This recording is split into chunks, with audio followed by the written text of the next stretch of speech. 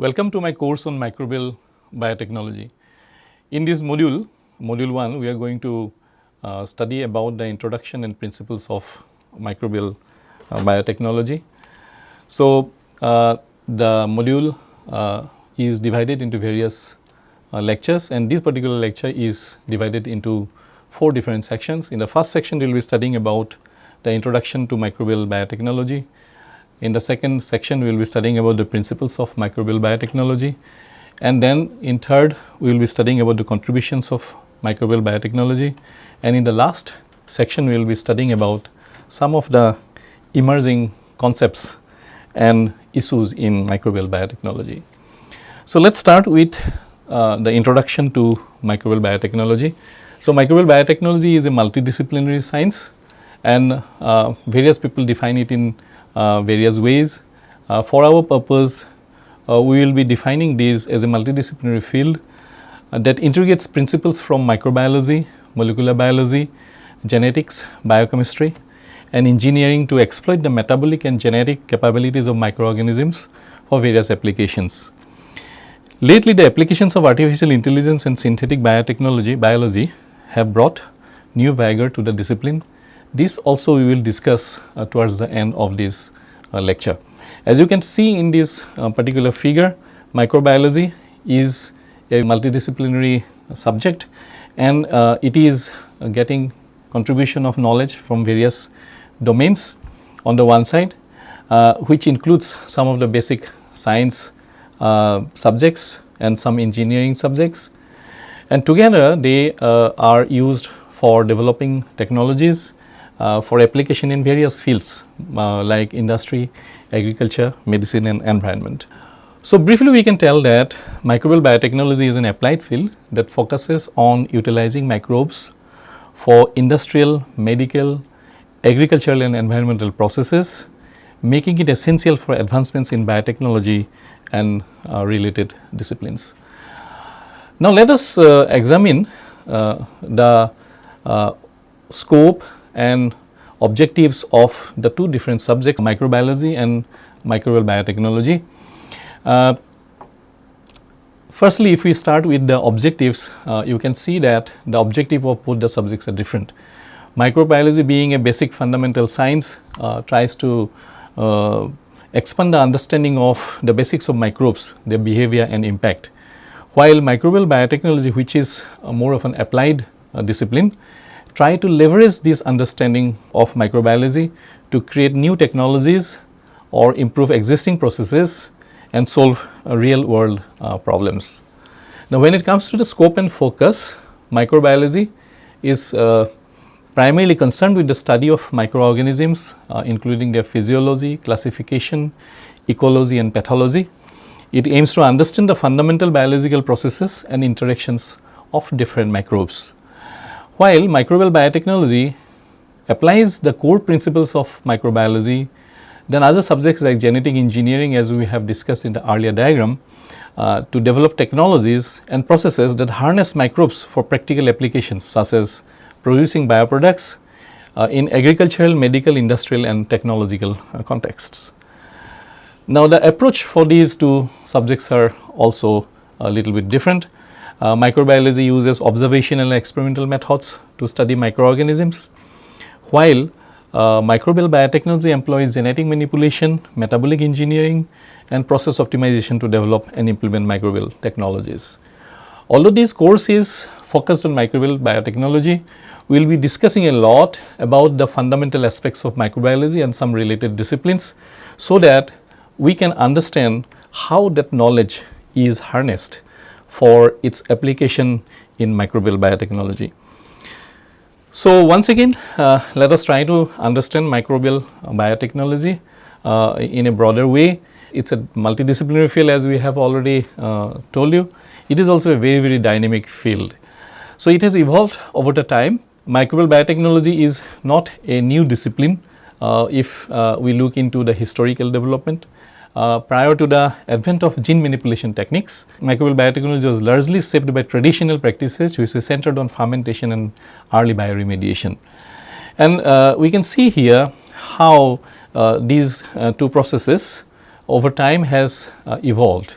For example, in the fermentation process by traditional methods, we already have household items that we use daily. For example, fermented foods like yogurt, and then wine, beer, bread and cheese, and these exploits the practical uses of microorganisms for food preservation, flavor enhancement and nutritional benefits. We have to understand that these kind of traditional microbial biotechnology do not use any genetically engineered or genetically modified microorganisms. If we speak about early bioremediation process, it particularly focused on harnessing naturally occurring microbes to degrade the environmental pollutants, relying on observation and trial and error for effective environmental cleanup. Now, these old traditional methods, which in many ways are rudimentary, actually provided a lot of foundational insights into the principles of microbial processes and paved the way for development of cutting edge technologies, innovations and applications. So, due to these developments in these different aspects, we have today very advanced techniques for different applications. So, some of the advancements are the genetic engineering, synthetic biology and modern applications of gene editing technologies like CRISPR-Cas9 and also the possibilities of making synthetic genomes. Let us now discuss about some of the traditional microbial biotechnology methods and the various products which are produced by these processes. So, for example, in the case of traditional fermentation, it is one of the known earliest applications of biotechnology, particularly microbial biotechnology, and its origin traced back to thousands of years. These traditional fermentation processes utilizes the natural metabolic activities of microorganisms such as bacteria and yeast to transform raw materials into valuable products. So, some of the simple products, for example, this is a traditional Uriya dish called pakhala. This is prepared by soaking leftover rice in water for mild fermentation overnight.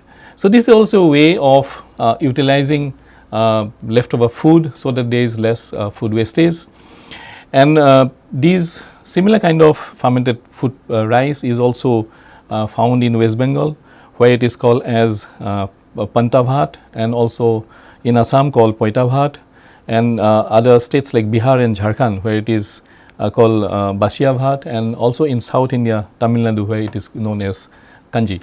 Now, modern research is trying to find out many of the beneficial effects of these kind of fermented rice, and it has been reported to help in maintaining the gut health to a large extent. Now, there are other products of traditional fermentation like beverages, beer. So, here the cereals are fermented by yeast to produce these alcoholic drinks, and this is one of the oldest known biotechnological practices, and many ancient civilizations including the Sumerians and Egyptians mastered the art of brewing. Yeast ferments sugar into ethanol and carbon dioxide, resulting in beer with various flavors and alcoholic content. So, another very old technology, but which is still used in mass scale, is the making of bread, where yeast fermentation is used in bread making. This is also another ancient process. Here, yeast causes the dough to rise, creating a light and airy texture. Traditional methods involve the natural fermentation processes that were optimized over centuries for better bread quality. So, here in this picture you can see these very large vessels used for fermenting and storing beer in a brewery in Jajjak. Now, there are other kind of fermented food which are produced by these traditional methods of microbial biotechnology. For example, the production of yogurt and cheese, the fermentation of milk to produce yogurt and cheese is a significant development in food biotechnology, whereby the shelf life of milk can be increased and the food products can be stored for long time. In such case, bacteria like lactobacillus and streptococcus are used to ferment lactose in milk, producing yogurt, while different bacterial and fungal cultures contribute to the flavor and texture of cheese. These processes were developed through empirical knowledge and have been refined over generations. There are also other fermented foods across the world known to various cultures and civilizations. For example, you have fermented vegetables like sauerkraut and kimchi, and these have been the staple food in countries like Korea, Germany. Here also lactic acid do fermentation of the sugars. For example, in the case of sauerkraut, the sugar is fermented from cabbage, and this helps in the preserving and enhancing the nutritional value of these vegetables. So, these traditional fermentation techniques contributed to the development of probiotic foods, promoting the health and nutrition of the consumers. Another area which we have mentioned is early bioremediation efforts or technologies. So, here the microorganisms were used for environmental cleanup, and particularly this took shape in the latter half of the 20th century. So, here you can see that petroleum is getting spilled into the sea, and these petroleum can be degraded by microbes like alkanivirax. So, they particularly metabolize the hydrocarbons and convert them into carbon dioxide and water, which are harmless. So, this finally helps these microbes to thrive in these oil spill areas, and it plays a crucial role in reducing the environmental pollutants. So, in the 1980s, these became very important areas of research, particularly for the technology development of oil spill cleanup. So, this happened because of the environmental challenges that happen due to oil spills. So, you can see here in these pictures there are certain wells. For example, there is an injection well, there is a monitoring well, and there is an extraction well. So, monitoring well helps us into looking into inside of the wells of the various happenings. So, you can see here again the oil is getting spilled and then contaminating the groundwater. Now, these groundwater is not suitable for human consumption. So, this has to be made free from these oil spills. So, in this case naturally occurring microorganisms along with nutrients and oxygen are injected into these wells and they land up in the oil spill, where these microorganisms carry out the degradation of these pollutants. And then this extraction well helps us in pumping out the byproducts of these reactions, and they are again pumped back into the oil well, so that any residual pollutants can be further degraded by these microorganisms. So, in brief, this kind of technique is known as in situ bioremediation, which means we are doing the bioremediation on the site of the oil spill, and this involves injecting gases, nutrients or microbes into the soil to remove pollutants, which basically takes care oil spills from leaks or buried waste that contaminate the groundwater, and then the injected oxygen helps in detoxifying the pollutants, converting them into carbon dioxide and water with the help of the microorganisms. There are certain challenges and limitations, of course, in this entire process which occur due to our limited knowledge of the microbial capabilities on the one hand, and the environmental variability on the other hand. But now with research we have been able to make these processes much more efficient. For example, they are now much more efficient strains, and there are efficient processes due to which the biodegradation utilizing microbes has become cost effective and beneficial. Now, with regards to oil spill pollutant degradation, we have to discuss the initiatives and pioneering work by Professor Anand Mohan Chakraborty, who is often considered as the superbug superhero. So, in 1971, Professor Chakraborty developed the first genetically engineered oil eating bacterium, which we call as the superbug, particularly from the species Pseudomonas putida.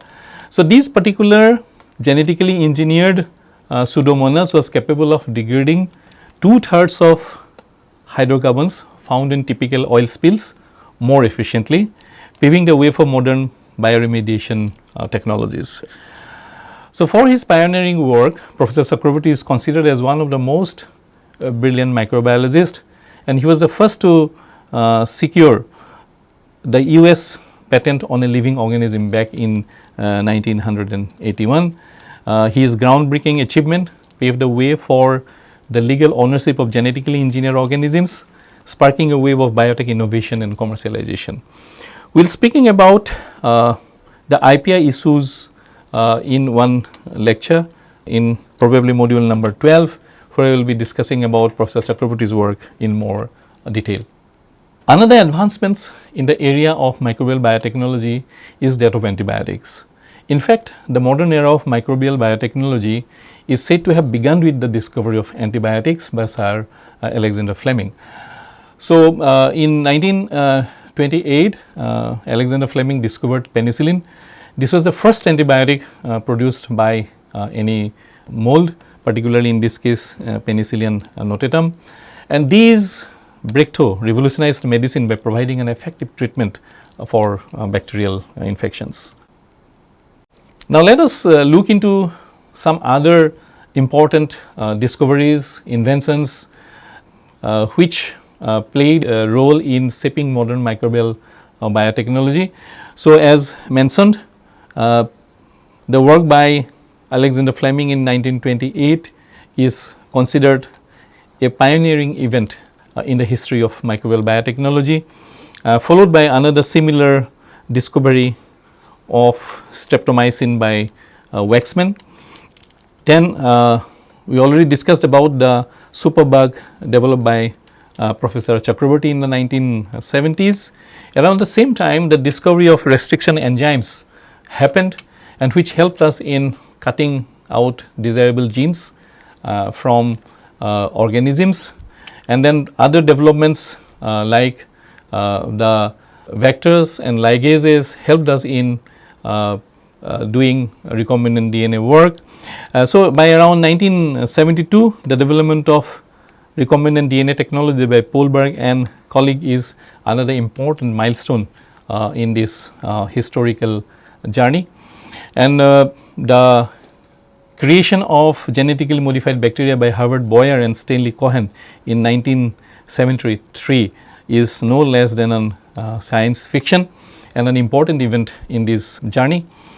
Then we have other important developments like the development of techniques for genetically modified plants, although these are not directly related to microbial biotechnology, but then it is a microbe, Agrobacterium tumefaciens, on which these technologies are based. So, these are one of the most important progress in this field.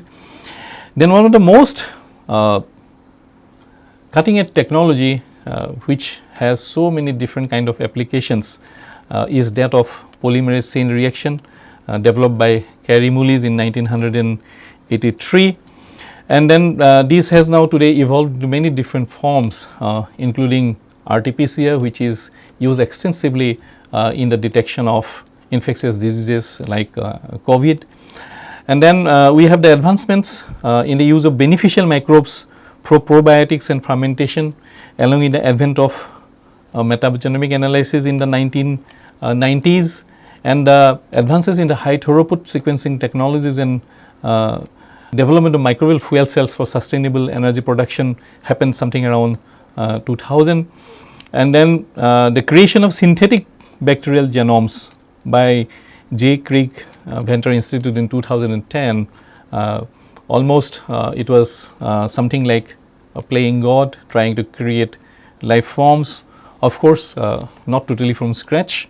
In this case, genes and constructs were stitched together from different sources, but anyway, this was one of the most remarkable achievement of this century. And of late, the genome editing technologies by Jennifer Doudna and Emmanuel Charpentier is revolutionizing the field of microbial biotechnology. So, now with this introduction and background, let us try to understand the various principles involved in the field of microbial biotechnology. Mostly we will be discussing about the microbial diversity, the genetic manipulation, the fermentation technologies, bioprocess engineering, metabolic engineering, biotransformation, environmental applications, microbial production systems, quality control and safety, and finally the sustainability. So, we have already mentioned that microbial biotechnology leverages the microorganisms to develop products, number 1, processes number 2, and offer solutions across various industries like agriculture, medicine and environmental management. And in these, several principles guide the application of microorganisms to solve complex problems and create innovative solutions across various fields. So, let us study about the microbial diversity and how it is important in microbial biotechnology. To exploit the vast diversity of microorganisms ranging from bacteria, fungi, virus and also archaea, to discover and utilize unique metabolic pathways and enzymes, it is very important to have idea on the diversity of these microorganisms. The second most important aspect is of genetic manipulation, where we have two important technologies. One is that of gene cloning, where we insert specific genes into microorganisms to produce desired products. For example, the production of insulin and several other vaccines are saving millions of lives at today's date. Then genome editing technologies, as one of the technologies is CRISPR-Cas9, then there are other two technologies, ZFN and TALEN. So, these technologies enables us to make precise changes in the microbial genomes for enhanced traits or functionalities. The next is the fermentation technology, where we use microbial fermentation processes to produce chemicals, pharmaceuticals, biofuels and food products. And by optimizing the conditions, we can maximize the yield and efficiency. So, we can see that microbial biotechnology offers a huge plethora of solutions as regards to industrial production. So, in bioprocess engineering, we go for the designing and operating reactors for scaling up. For example, for producing insulin for a entire world, we need the help of bioprocess engineering, where we can use microorganisms to be cultivated in huge fermenters to grow and produce targeted products like, say, for example, insulin or certain vaccines. So, this requires scaling up from lab to industrial production and is one of the most important aspects in this particular technological process. Another method is principle is that of metabolic engineering, which is used for modifying microbial metabolic pathways to enhance production of target compounds or degrade pollutants. So, today with the power of genome editing, we are able to modify these metabolic pathways in much more efficient way, and compared to what we could achieve with simple gene cloning technologies some decades back. So, in these kind of approaches, we try to balance the metabolic fluxes to optimize product yield and reduce the byproducts. Biotransformation is another important principle. So, here we use microbes to catalyze chemical reactions, converting substrates into valuable products like drug synthesis, environmental detoxification, etc. And now, the principles of environmental applications are also very important, and we have already spoken about traditional bioremediation process, where microbes are used to clean up the environment from contaminants like oil spills, and it is also possible to clean up the environment pollution which have heavy metals. Then other important pollutants today are the biopesticides, which are used for raising crops. So, after the crop is harvested, these residues remain in the soil or it goes into the water bodies. So, we can use microorganisms or the products as natural pest control agents in agriculture, which we know as the biopesticides. Another important principle is that of microbial production systems. Particularly, we are interested about cell-free systems, where we use extracts or purified enzymes for microbes rather than the whole microbial cell for industrial processes, avoiding the need to cultivate the live organisms. And then also the whole cell systems, where we employ the live microbes for continuous production or degradation processes. Then comes the quality control and safety principles to ensure the safety, consistency and efficacy of microbial products through rigorous testing and compliance with regulatory standards. We need to address potential risk associated with genetically modified organisms and as well as the microbial pathogens. Finally, the principle of sustainability is supreme to all of these, because whatever processes we develop to minimize waste and energy consumption, we should always try to maximize the efficiency and the economic viability of these applications, and therefore, we need to promote the use of renewable resources and eco-friendly practices. Let us now discuss about the contribution of microbial biotechnology, particularly the advancements of biotechnology and impact on related disciplines, and its use in human and animal healthcare, and finally, the integration of the various disciplines. First, the contributions of microbial biotechnology. So, we can see that the advancements of biotechnology has helped us in the industrial applications.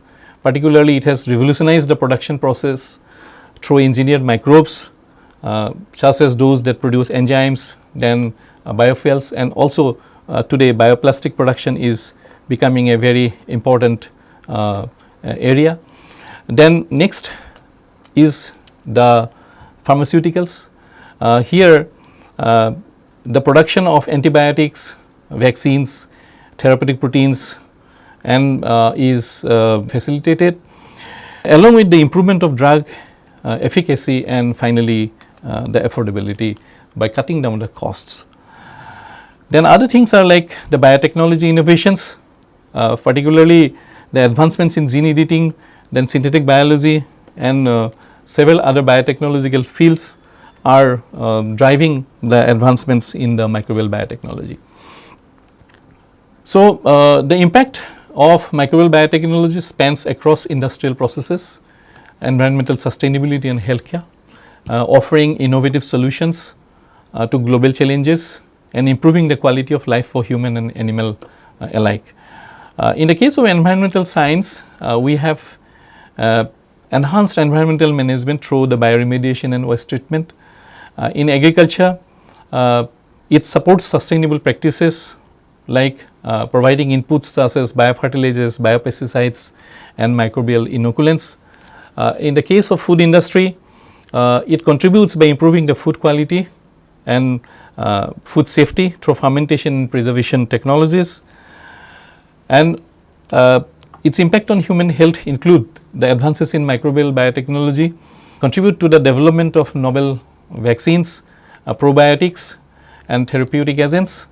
For example, the recombinant DNA technology enables the production of human insulin and growth hormones significantly, impacting treatment for diabetes and growth disorders. So, if we consider the old method of insulin production, basically it was prepared from the calf thymus, for which the young calves have to be sacrificed.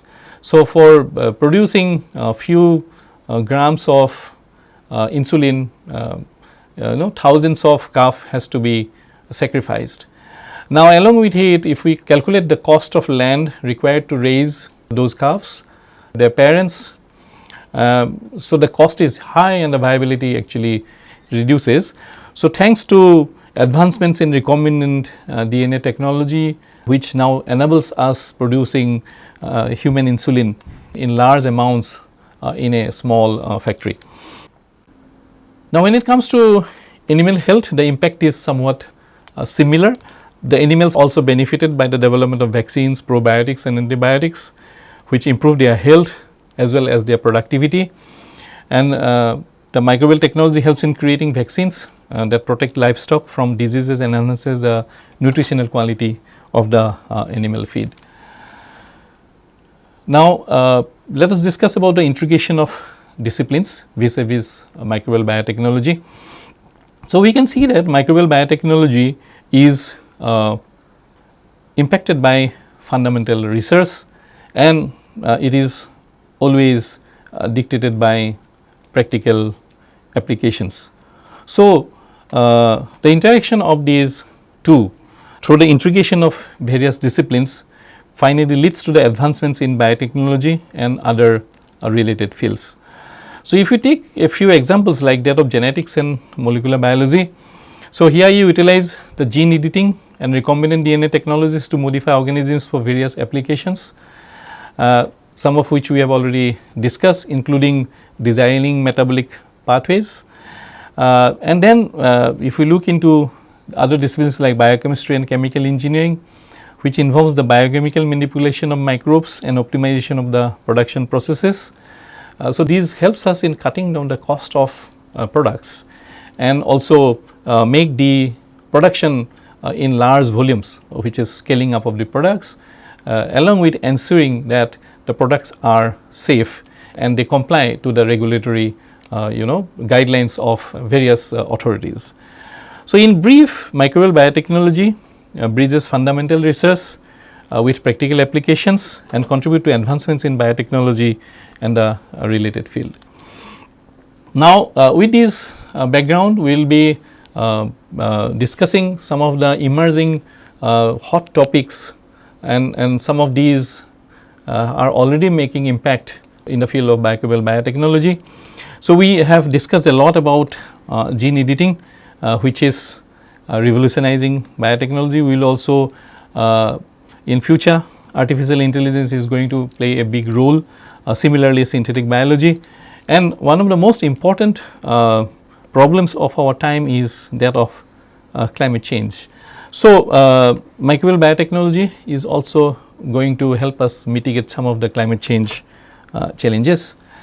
So, if we look into the various research that is happening, so we can see that people are now interested in accurate microbial genome editing technologies on the one hand, and then also they are interested about using artificial intelligence for microbial biotechnology and use synthetic biology for microbial community design. So, these are some of the important developments which is setting the agenda for the future.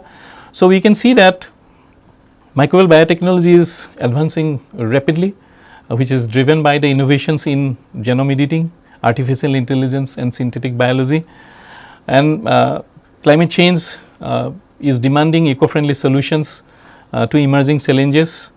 In this context, these tools are unlocking new possibilities in medicine, agriculture, industry and environmental sustainability.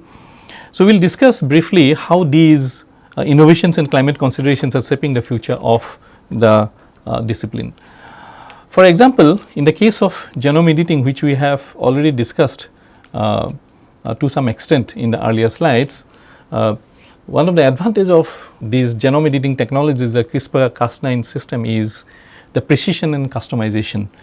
So, these tools allow precise modifications to microbial genomes, unlike the old technologies of gene cloning.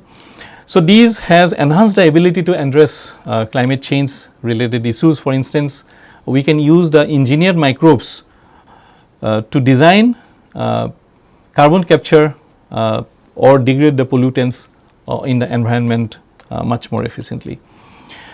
Another issue is that of biocontainment and biosafety. So, today we are interested in developing microbes which are known as the climate resilient strains. Even if there is some change in the climate, the temperature goes high or low, these microbial strains will still be equally efficient in producing the products that we are interested in. So, this can be created with gene editing with built-in safety mechanisms, ensuring that genetically modified organisms will not adversely affect ecosystems as they are deployed to tackle climate related challenges in the field. The third most important aspect is that of functional genomics, where a lot of focus is there on the climate adaptation, where gene editing can reveal and modify microbial traits that enhance resilience to climate induced stresses such as temperature fluctuations, drought and salinity, contributing to more robust microbial applications in agriculture and environmental management. The another important discipline which is bringing in a lot of promise to microbial biotechnology is that of artificial intelligence, particularly in the area of data analysis and prediction.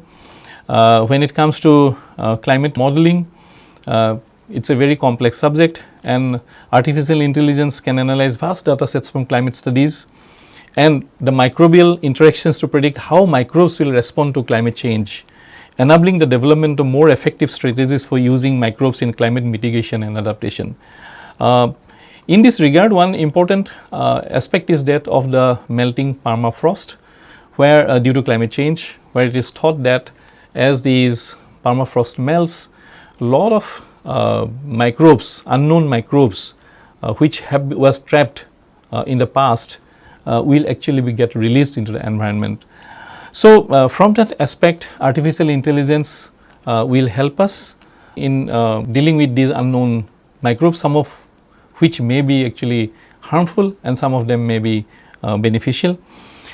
So, another thing is issue is the optimized environmental solutions, where artificial intelligence will be used for optimization of microbial bioremediation processes, to improve the efficiency of microbes in degrading pollutants, for addressing the environmental impacts of climate change, such as increased frequency of oil spills and chemical pollution. Over and above these, one interesting aspect is that of personalized solutions. So, for example, the case of climate resilient probiotics. Now, there is a lot of hype in this field, and there are discussions whether artificial intelligent tailored probiotic strains to individual needs is a possibility, and then whether it can enhance agricultural productivity and soil health in the face of the changing climatic conditions. Another area that is contributing to microbial biotechnology is the synthetic biology, particularly in the design and construction of novel biological systems, and with respect to climate adapted microbes. Synthetic biology enables the creation of microbes with engineered traits for climatic adaptation, such as enhanced drought resistance or increased efficiency in carbon capture and storage. Then comes the biological devices and systems, where climate monitoring tools are very important, and here synthetic biology can produce novel biosensors and biological devices that monitor climate related parameters such as atmospheric carbon dioxide levels or soil moisture, providing real time data for climate adaptation strategies. And finally, the bioengineering and systems biology approaches are also going to be very important, where we are looking for integrated solutions through synthetic biology combined with systems biology for designing microorganisms that perform complex functions like carbon sequestration or degradation of greenhouse gases, contributing to climate change and mitigation efforts. Now, if you look into various climate considerations and environmental management overall, microbial biotechnology plays a very central role here. For example, in mitigating greenhouse gases, in maintaining healthy soil and water, and there are also concepts of circular bioeconomy, where the waste of one enterprise become the input for another enterprise, thereby closing the loop, and there will be no any waste which will be dumped, and there is a full utility of resources. And this kind of approach is known as the circular bioeconomy, and this would help creating new enterprises and thereby create new products and new for new markets, as well as it also addresses the problem of social problems like unemployment. So, in this entire scenario, microbial biotechnology is going to play a crucial role, because using waste from one enterprise as inputs for another enterprise, we need to modify microbes utilizing various approaches like synthetic biology or gene editing, and artificial intelligence is going to help us in this entire process. Now, whatever microbial processes, the natural ones or engineered ones, we use in this entire process of adaptation to climate change or mitigating climate change, we have to ensure sustainable practices all throughout the process. So, in the entire scenario, microbial biotechnology is going to play a crucial role. If we once again focus on pollutant degradation, which we have already discussed at length, we can see that microbial biotechnology provides solutions for mitigating climate change by developing microbes which are capable of degrading pollutants and toxins from industrial activities and climate related disasters. Carbon sequestration with engineered microbes is a possibility which will reduce atmospheric carbon dioxide, one of the key drivers of climate change. Besides these, other greenhouse gases are also challenges, and microbial biotechnology can help us in mitigating many of such challenges. And one important aspect is that of making agriculture sustainable. With our increasing global population, the demand for food is increasing, while the number of people who goes hungry to bed every night is also similarly increasing. So, there is a need for enhanced food production, but for this we cannot go and claim more land by converting the forest land into agricultural land, because that will make the climate change challenge much more aggravated. So, for this, microbial biotechnology is going to play a key role by enhancing the soil health and fertility, promoting climate resilient crops, and reducing the resilience on reliance on chemical fertilizers, and contribute to greenhouse gas emission mitigation. So, with this we come to the end of this first lecture. Thank you for your patient hearing.